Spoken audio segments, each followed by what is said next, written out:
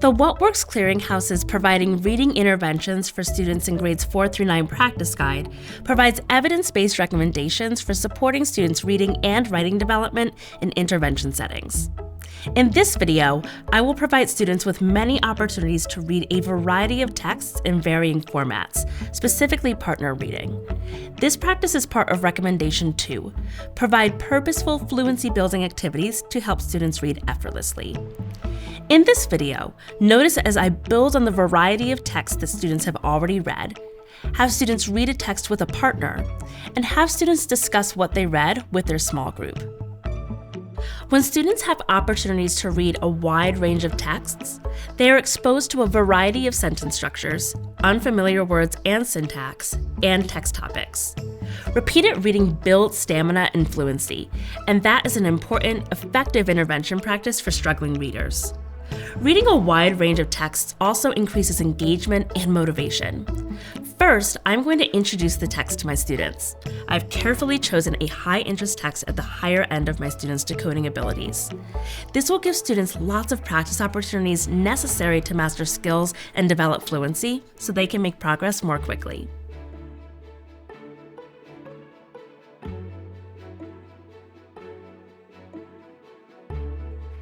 Before my lesson, I intentionally partner my students together for this practice activity.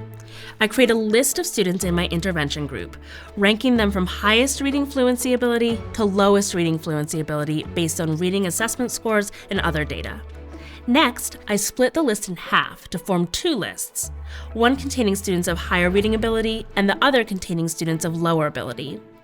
Third, I pair the top student on each list, then the second student on each list, the third, and so on. In this way, I create dyads with one student of higher and one student of lower reading ability, but the gap between them is not large.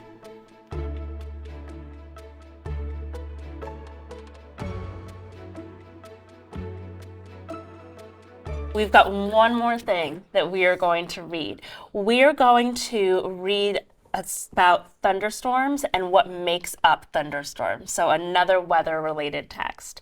But this time we're going to read with a partner. You two are going to read together. You two are going to read together. You're going to be partner A, B, A, and B. Raise your hand if you're an A. Raise your hand if you're partner B. Yep, absolutely. Okay, so we're going to read this Ingredients for a Thunderstorm article. And the first thing that we're going to do is that partner A is going to read that first partner A part that's labeled with an A. If you're partner A, you're going to read aloud so that your partner can hear you and follow along with the text.